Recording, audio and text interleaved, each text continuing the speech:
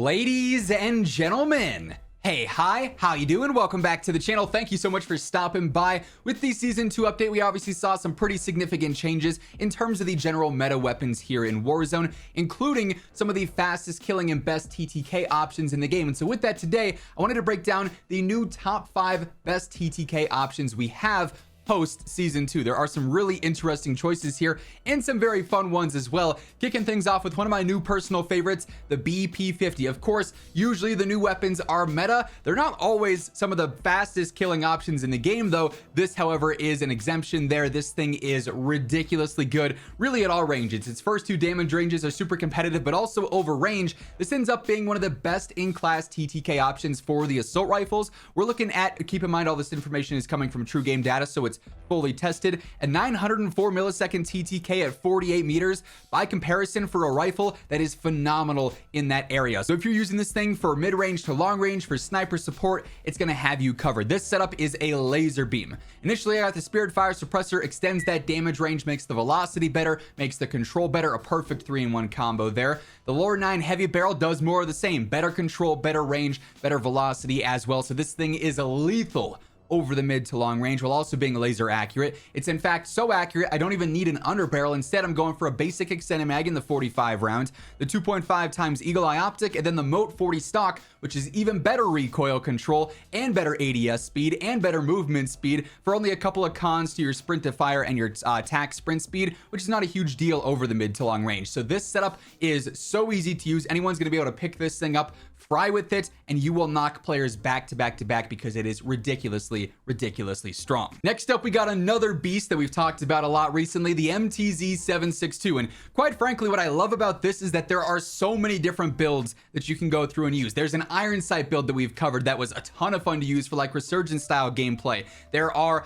some more long range based or like mid range based ones similar to this that are scope based and really easy to use, all things considered. We're looking at an 841 millisecond TTK at about 51 meters, and that's a gradual drop off over that range. So if you're fighting at that distance, this thing truly is one of the best options in the entire game. Now this setup in particular is definitely the easiest MTZ-762 build you can be using in terms of overall efficiency. Now I do still like to stay off the map in this case, so I am going for the Spirit Fire Suppressor. If you want the true lowest recoil option, you might want to throw on something like a Jack BFB for max control, but it's going to hurt your velocity some, so I'm not a huge fan of that, or something like a Cassis Spray Compensator or a Zem 35. For me though, it's easy enough with the Spirit Fire's added control. I also love that added range and velocity you're getting out of this too, plus the clinch barrel on here helping out even more with control and range and velocity. If you're just ultra comfortable with this gun, you could also upgrade to Blackthorn. It's no control added, but way better range and velocity, so that's a viable option too.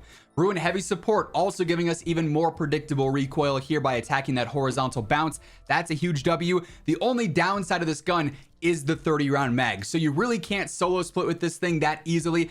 You know, some players might struggle with that damage per mag, but if you're a good player, this really is like one of the best guns in the entire game right now. You just got to be mindful of your ammo supply there. Lastly, we are of course going for that 2.5 times Eagle Eye Optic. This works great for mid to long range. So this setup fries, it's really going to decimate everyone and everything, unless you're also running into another person with an MTZ-762. By the way, as we're breaking down all the setups here today, if you are new to the channel or you simply haven't subscribed yet, every single day I got you covered with news, updates, meta breakdowns, basically everything going on in COD is right here. So if you want to stay up to date, be sure to hit that subscribe button and join us on the road to 1 million subs. And if you enjoy this video or if you find it helpful, do me a favor, drop a like on it. It's always really appreciated. Next up, we got honestly a sleeper weapon. We've talked about this one a lot and it stays being ridiculously good. It's better than ever right now too because it's easier than ever to use. We're talking the LMS from MW2. This thing has an 810 millisecond TTK at 73 meters.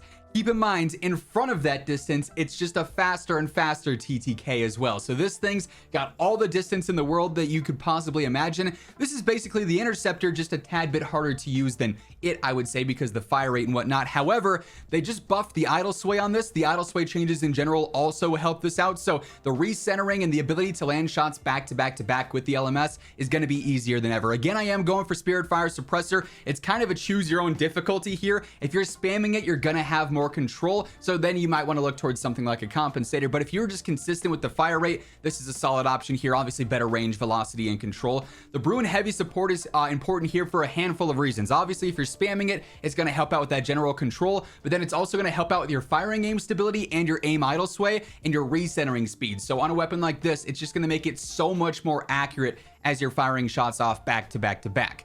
I also go for the high grain rounds here, just extending that range and velocity even more, so it's even more effective over long distances where it clearly thrives the most.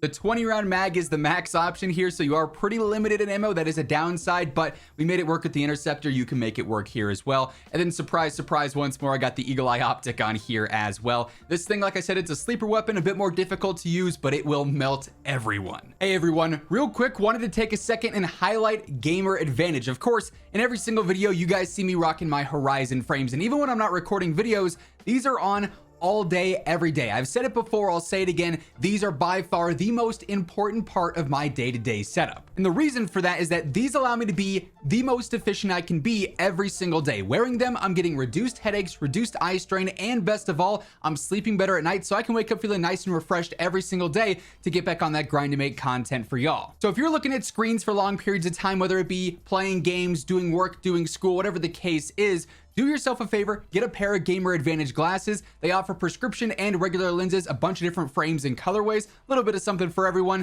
And if you do want to pick up a pair, throw in code Immortal at checkout and it'll get you a nice little discount. The link for that will be down in the description below if you're interested. Another weapon I don't think gets enough credit is the Tempus Torrent. This thing could honestly maybe be built out as sniper support and work decently well there too, but then also for over ranges, this thing's ridiculously strong and I would say slept on as well. We're looking at a 619 millisecond TTK at about 40 meters. So that prime mid-range area, this does really thrive. And if you can hit your shots consistently, you're gonna be set. This setup here, relatively similar to that of the other marksmans that we've talked about. Again, I am going for Spirit Fire Suppressor. There are some good compensators you could run on here as well, as mentioned before. Zem 35, Cassis Break even, Sack and Tread 40 would be viable here. So if you really need the added control, you got some options here, but I do think this is pretty sufficient for most players.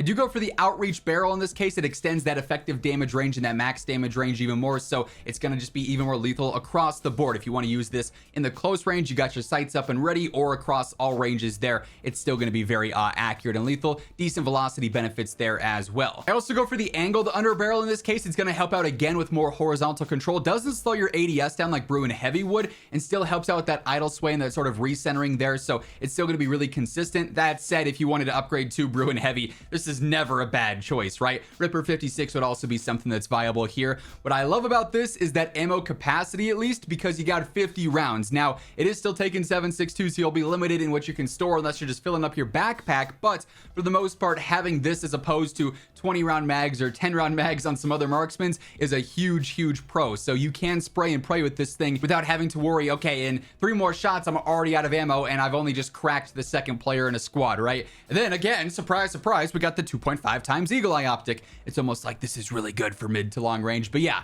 another MW2 gun that probably doesn't get enough credit. This thing can be pretty nasty. And then lastly, here we do have some close range with the Ram 9, our new Season 2 weapon as well. Nice to see that each of our new Season 2 weapons are actually on the top TTK list. Usually they're really good, but rarely are they all this good when it comes to just frying enemies, right? We're looking at a 770 millisecond TTK at 27 meters, which is a really good range for SMGs. Other options really are not going to be that good at that distance, maybe outside of the AMR 9, but that thing is pretty slow, all things considered, for an SMG in terms of its sprint to fire and whatnot. This is a much more aggressive build with the Ram 9 that has really consistent range across the board. So here I am going for the Zem 35 compensator, better control, minimal cons to your velocity and ADS speed there. I love the light barrel. It's extending that damage range even more, getting some better velocity. So in the mid range, it's just going to feel more consistent, sort of makes up for what we lose with our compensator there, and it helps with the strafe speed too, which is a nice added bonus.